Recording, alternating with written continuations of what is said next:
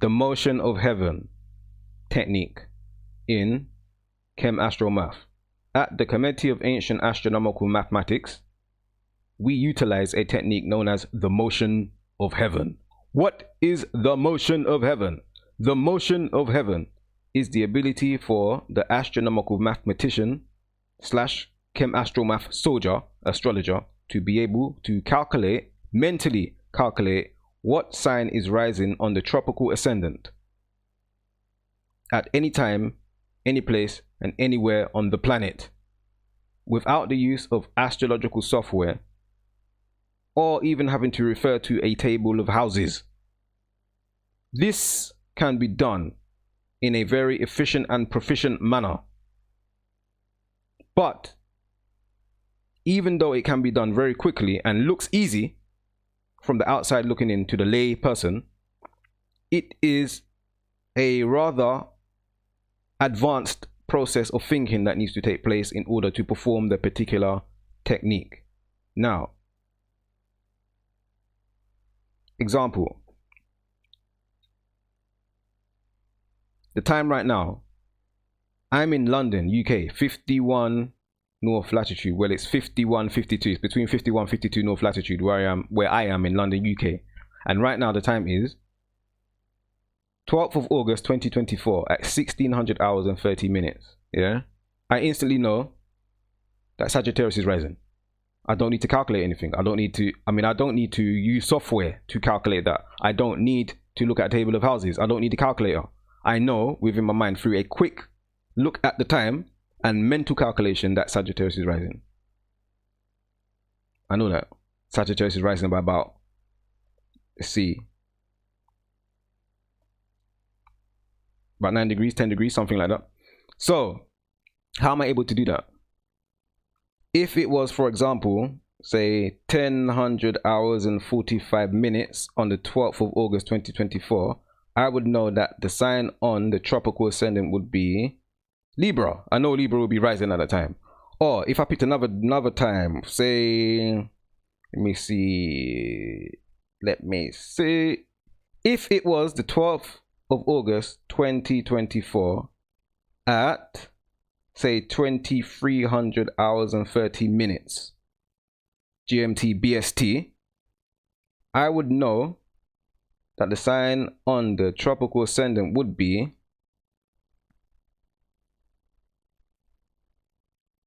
Taurus, coming to the end of Taurus, going into Gemini. I know that. Now I'm calculating this in my mind. It seems like, yes, I'm doing it very quickly. Now, just because a technique is performed very quickly, it doesn't mean it's a simple technique. This is what I see a lot of people get caught up in. They say, just because somebody can perform a technique very fast, that means it's a simple technique that can be done just by eyeballing something or carrying out a quick calculation and a mental trick. No.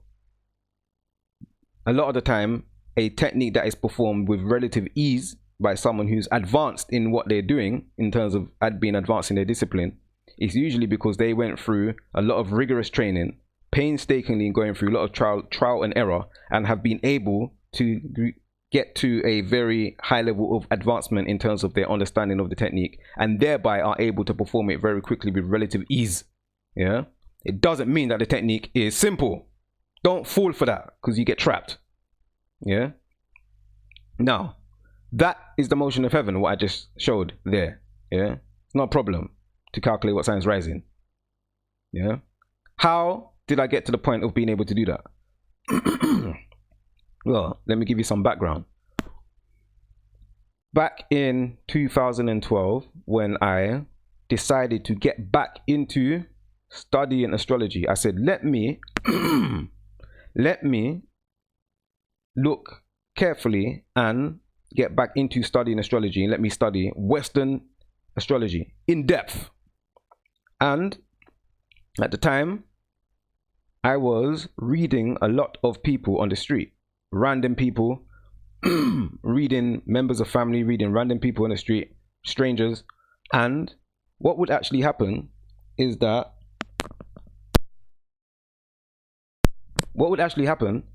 is the person would give me, the native will give me their date, place, and time of birth. And rather than me being able to know and calculate what sign was rising on the tropical ascendant, mentally, I would have to draw for my smartphone and open up some astrological software, turn the data on, go onto the internet, and then look and find out what sign was rising.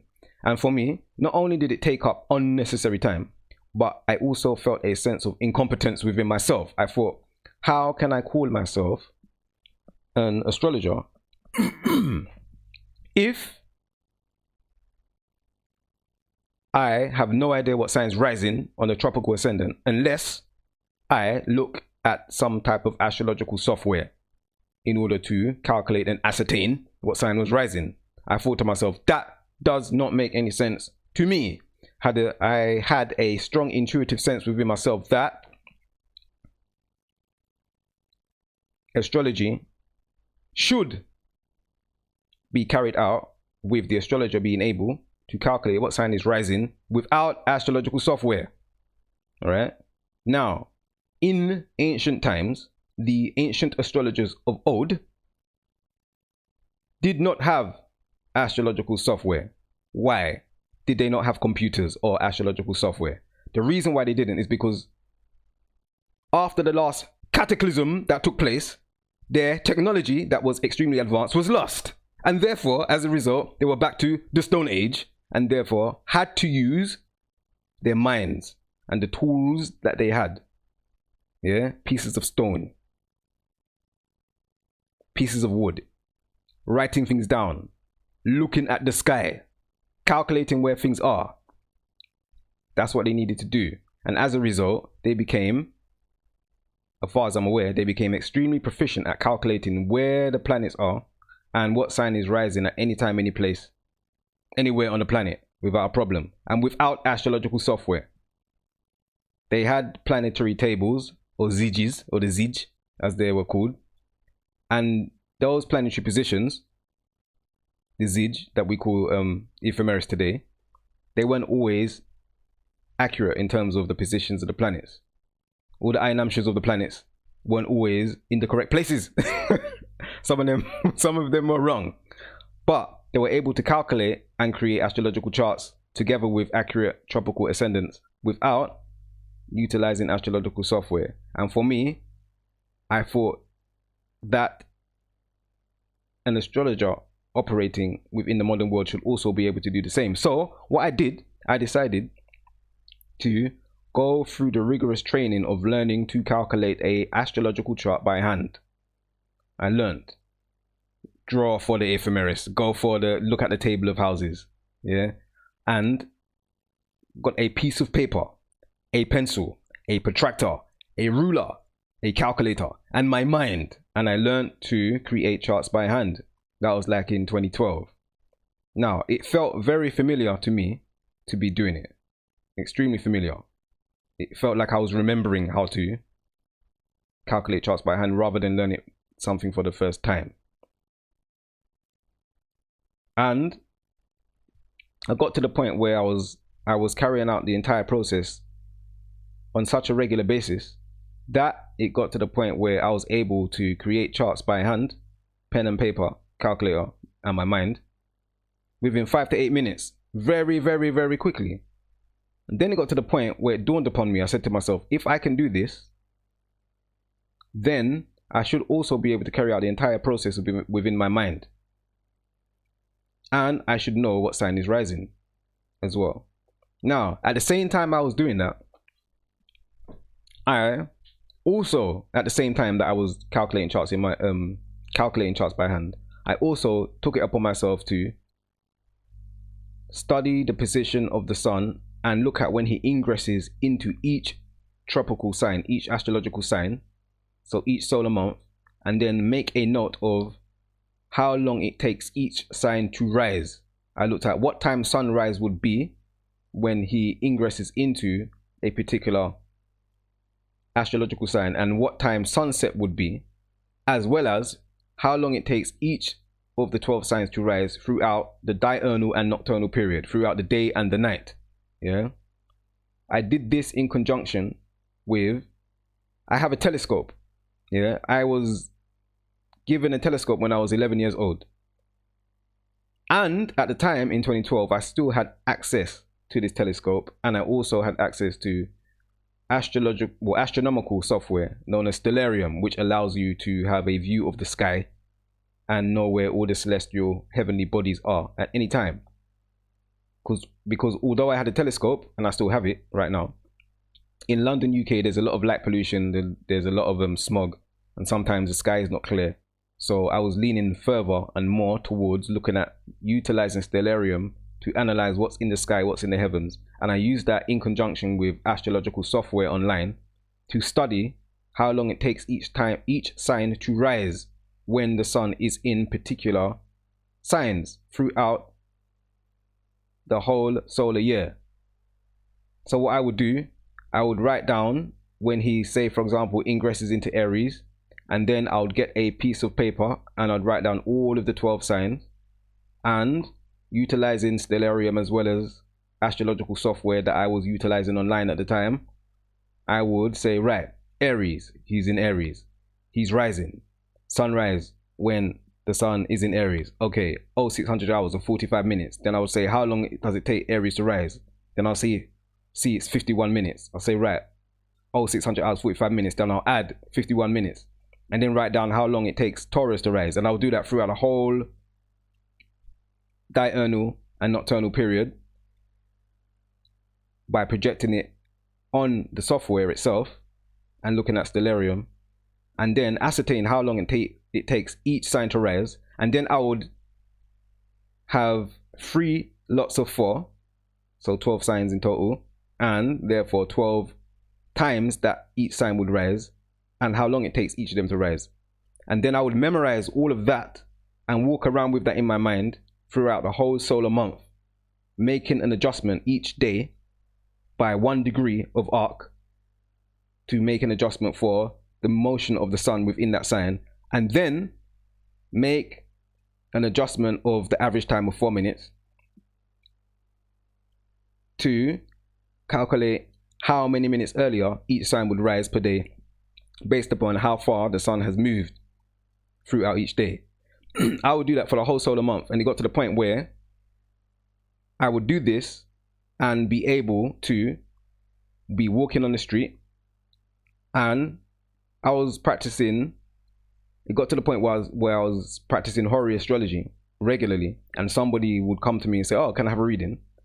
And I would instantly, because at that time I was creating Horary charts in the conventional way. I was not creating Horary charts in the KhemAstroMath way, which I do now, which is, I wasn't creating a Horary chart based upon the number of syllables within a person's speech pattern, or based upon the colors that they're wearing, or the amount of noises are made, or how many times they adjust their body in order to create a Horary chart. At the time, I was utilizing the conventional manner of looking at what sign is actually rising on the Tropical-Ascendant at the time that the question is asked, and then reading that chart.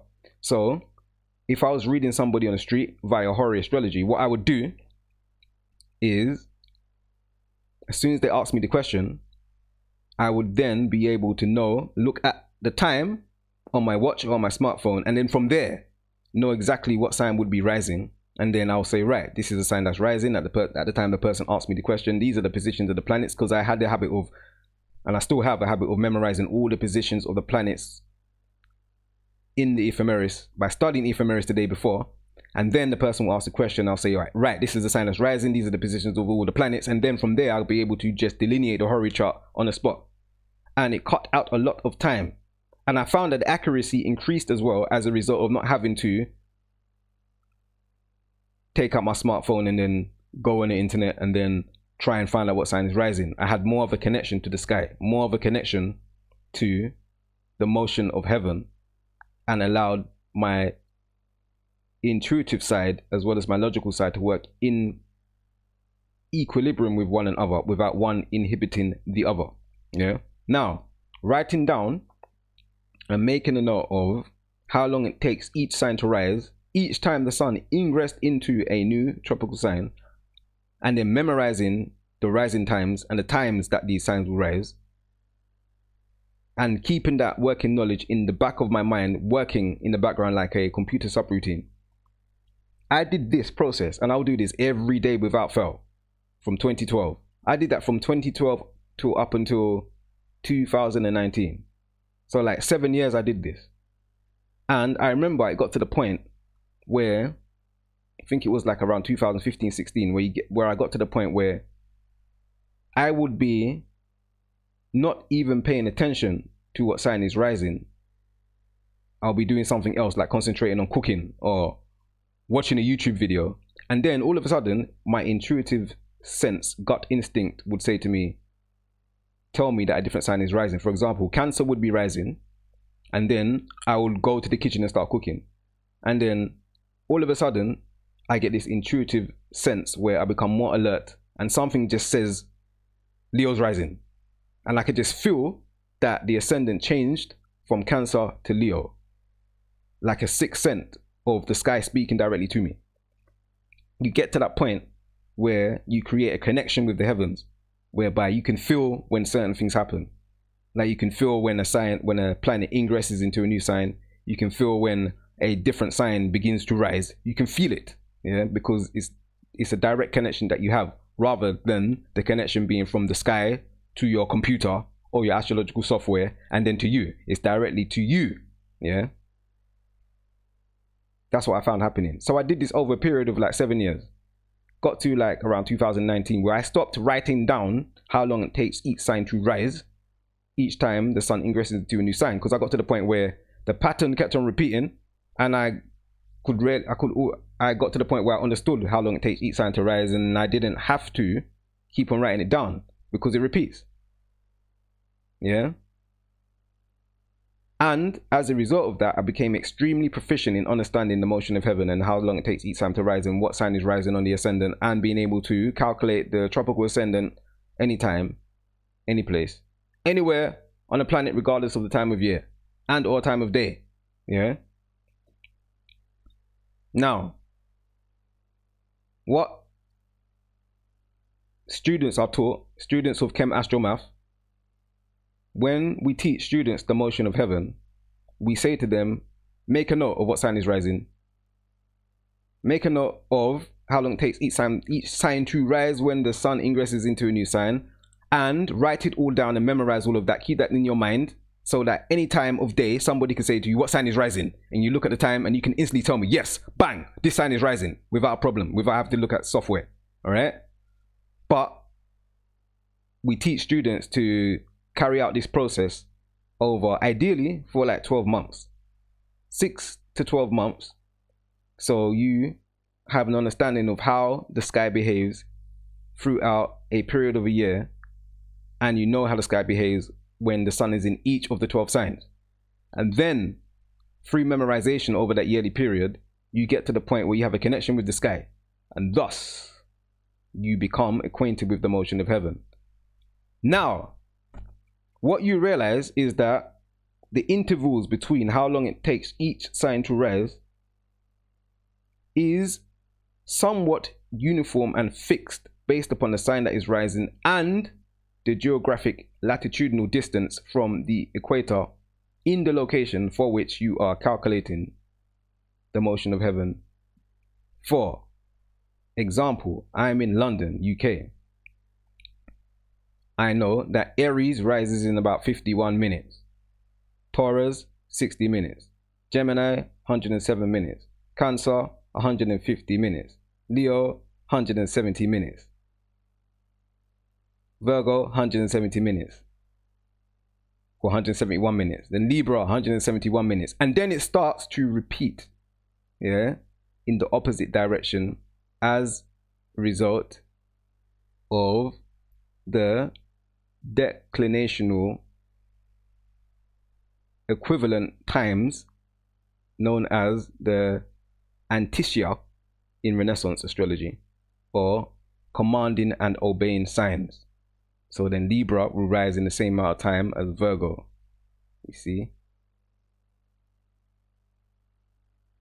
And then Scorpio, the same amount of time as Leo. Sagittarius, the same amount of time as Cancer. Yeah. Capricorn, the same amount of time as Gemini. Aquarius, the same amount of time, 60 minutes, as Taurus. And Pisces will rise in the same amount of time as Aries.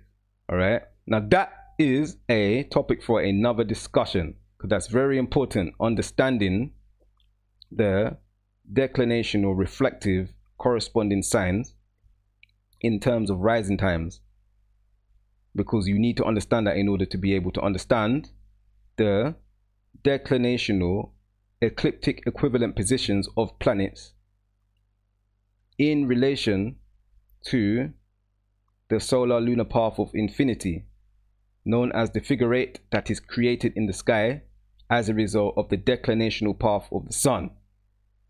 They call it the Analemma, but that is a discussion for another time. All right. Now, what it is we stress to students that you get to a point where you understand how long it takes each sign to rise, and you have that within your mind. You also have it within your mind after doing it for like over a period of 12 months. Not only would you know the rising times of each of the signs based upon your geographic latitudinal distance from the equator, where you are in your current location where you're carrying out this exercise for, but you also, it happens, you will intrinsically automatically learn what time sunrise is and what time sunset is for each of those signs, or shall I say, for each time the sun is in certain signs. Yeah. So like when the sun for London, UK geographic latitude 51, between 51 52 north, when the sun is in Aries, sunrise is around 0600 hours 45 minutes.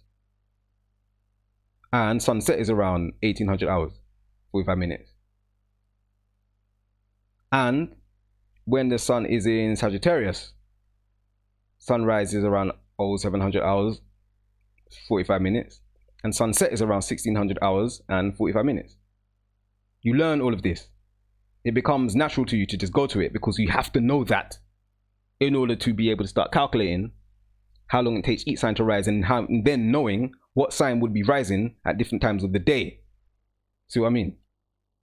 Now, this is not the same for each geographic latitude. It depends where you are on the planet. There's adjustments that you need to make. Why are there adjustments that you need to make? There are adjustments that you need to make as a result of the obliquity of the ecliptic. What is the obliquity of the ecliptic? The obliquity of the ecliptic is the 23 degree and 26 minutes or thereabouts tilt of the ecliptic in relation to the celestial equator, which creates the effect of the sky being tilted, and thus the ecliptic, yeah, the oblique circle, the Herbal being tilted, which therefore gives rise to what we would call, what I see as a distortion of time, which creates the illusion that time is warped and contorted in relation to the speed at which the sky rotates. Yeah, which I believe, based upon my observation of nature, birds, flora and fauna, that the time at which, the rate at which time passes throughout the year changes. It is not constant. Yeah, when Aries is rising, time moves much faster than when Libra is rising in the northern hemisphere. And we know this based upon the times of sunrise and sunset. We have 12 hours of night and 12 hours of day in the planetary hours scheme. When we calculate planetary hours, there's 12 hours of day, there's 12 diurnal hours, daytime, and 12 nocturnal hours, regardless of the time of year. However, we know terrestrially that in the wintertime, we only have, when the sun's in Capricorn, we have 8 diurnal hours, 8 hours of daylight, and we have around 16 hours of nighttime, 16 nocturnal hours. However, in the ancient calculation of time, we have 12 planetary hours in the day, and we have 12 planetary hours of the night, regardless of the time of year. Hence, if we have 12 hours either side, And terrestrially, how we measure time, in the erroneous way that we measure time today, we only have 8 hours of daylight in the wintertime and 16 hours of night in the wintertime when the sun's in Capricorn. Therefore, time must be moving at a different rate. What do I mean by this? Well, you have to wait to another lecture where I speak about the illusion of time, part 2. Yeah? So back to what I was saying, because I'm digressing. Yeah? Planetary, the motion of heaven. Yeah? Students, over 12 months, they learn this. You inherently start to learn what time sunrise and sunset is when the sun's in certain signs, and you inherently learn how long it takes each sign to rise. And thus you become extremely proficient. Now, based upon your geographic latitude, the time of sunrise and the time how long it takes each sign to rise would change. Yeah? Example, I'm at 51/52 North Latitude, London, UK. And example, right now it's the 12th of August 2024 at 1600 hours and 55 minutes, which would mean Sagittarius is rising at about 13, almost like halfway through Sagittarius on the ascendant. Yeah, that's what it would be. Now, if I were, say, rather than 52 north, say I was 42 north, then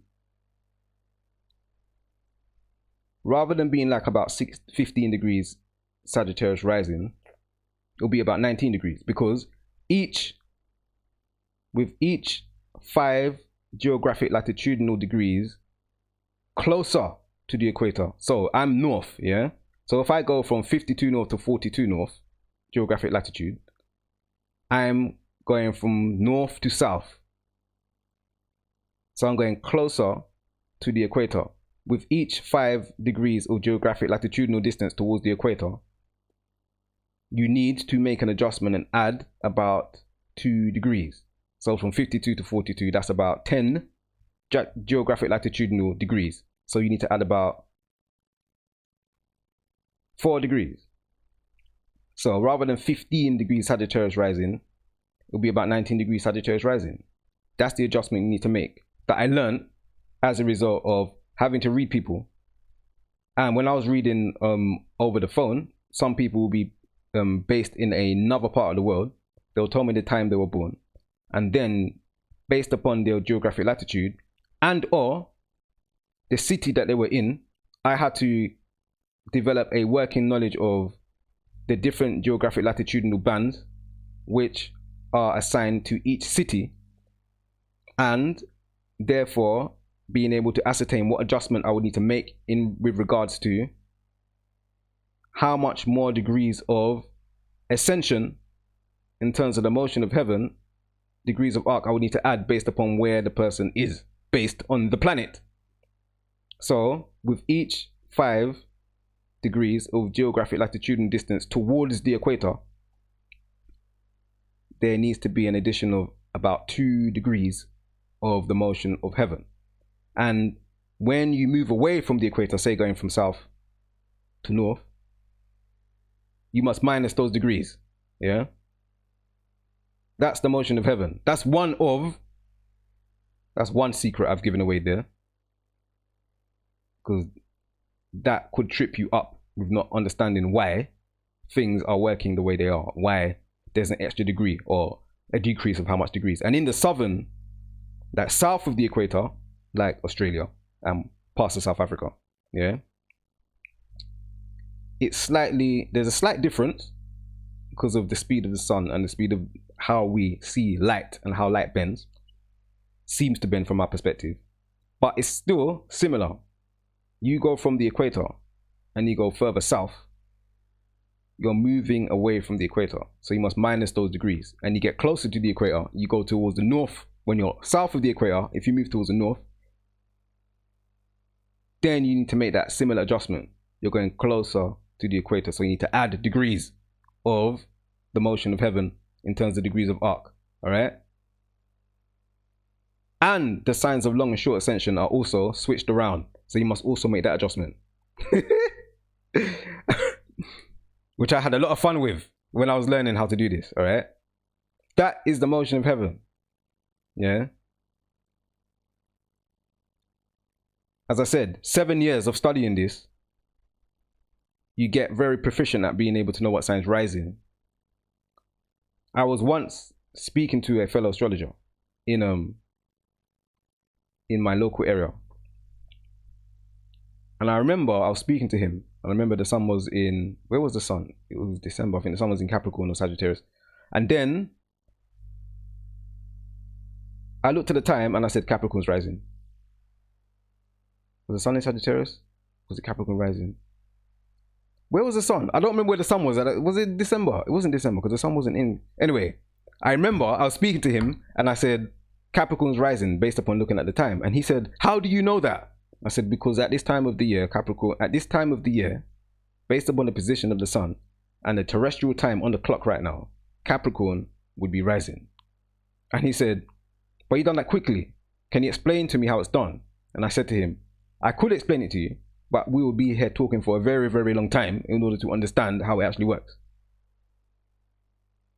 And that's what I mean. It's not something simple. Just because something is done very quickly, it doesn't mean the technique is simple. It just means that it's done quickly. Something done quickly doesn't necessarily mean that it's done, doesn't necessarily mean that it's a simple technique. See? Like playing the piano.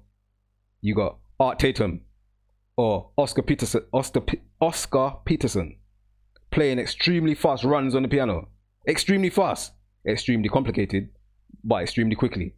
Quick does not automatically equate to simplicity, does it? All right. Comparison and analogy. You know, the motion of heaven. So we teach the motion of heaven at the Committee of Ancient Astronomical Mathematics, and all KhemAstroMath soldiers, astronomical mathematicians, are able to calculate what sign is rising on the tropical ascendant anywhere, anytime, any place, anywhere on the planet with our astrological software or table of houses. All right. Well, not exactly anywhere on the planet. Anywhere on the planet apart from the polar regions. Because in the polar regions, it gets a bit mad. To calculate the tropical ascendant in the polar region, like 60 north, is mad. Like you got Sagittarius rises, then Sagittarius doesn't rise, then Sagittarius rises again. Like what happened? You see? But anywhere on the planet apart from the polar regions, you should be able to calculate what sign is rising on the tropical ascendant based upon the technique of the motion of heaven. And all astronomical mathematicians, KhemAstroMath soldiers, have the ability to do this. And you can learn this from within time period of 6 months to about 6 to 12 months. You should be able to learn how to do this without a problem. And it creates a more organic connection to the heavens and having an understanding of how the sky functions, operates, and rotates, and the effect that the sky has upon your understanding of the passage of time. And then from there, if you are reading someone and someone gives you the date, place, and time of birth, you can in your mind calculate what sign is rising based upon the motion of heaven. And then you can utilize the planetary Yamsheyan, i.e. being able to calculate and the transits of Saturn, Jupiter, Uranus, Neptune, and Pluto within your mind, and superimpose that planetary Yamsheyan technique over the motion of heaven technique. And then you can say to the person, blam, did this happen to you at such and such a date? Did this happen? Did that happen? You can easily do it. Look at life events that have taken place in the past, what's happening now, what's likely to take place in the future, without having to once open your smartphone or your laptop in order to create and find out what's actually going on. See what I mean? For example, if somebody was born on, say, let me see, if somebody was born on the 28th of October, say someone's born on the 28th of October, not even going to give a year, or 28th of October 1975 at 2300 hours and 30 minutes. Yeah, we know that the sun was in Scorpio, and 2300 hours and 30 minutes is what? That is a Leo. That's Leo rising. And then we can say Oh, so you're Leo Ascendant. 2015-16. Did you go through major issues to do with your finances, legal troubles, and some some legal problems, changes in terms of your contractual agreements and in terms of your finances around 2015? Around 2015-ish. And that had an effect upon your ability to have accessibility to luxuries and fun activities that you would usually have accessibility to if you had more money at that time. Yeah, major changes in terms of your finances. Yeah, that's what I would ask. I would also ask, right now, are you experiencing a major influx in terms of how much money that you have in terms of your career and developments within the area? Yeah, that's what I would ask. I would also ask, did you move house between 1982 and 1985?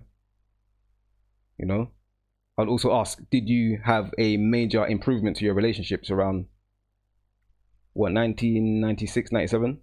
I would ask all of those things. Now, to get to that point, all I'm looking at is the planetary Yamsheyan positions of Saturn, Jupiter, Mars, Uranus, Neptune, Pluto superimposed over the Leo Ascendant. And in order to find out that it's a Leo Ascendant, you need to understand, I needed to have a solid grasp of the motion of heaven to know that Leo's rising in the first place. See what I mean? So that is the motion of heaven. Yeah. So I hope I provided some food for thought for a lot of astrologers or people who would like to learn astrology. Yeah. This is the ThaBadbrey Herbalist Asar, ancient astrologer and astronomical mathematician at the Committee of Ancient Astronomical Mathematics, courtesy the ThaBadbrey Herbal, the Code UK. Hakabanajum, Dendra.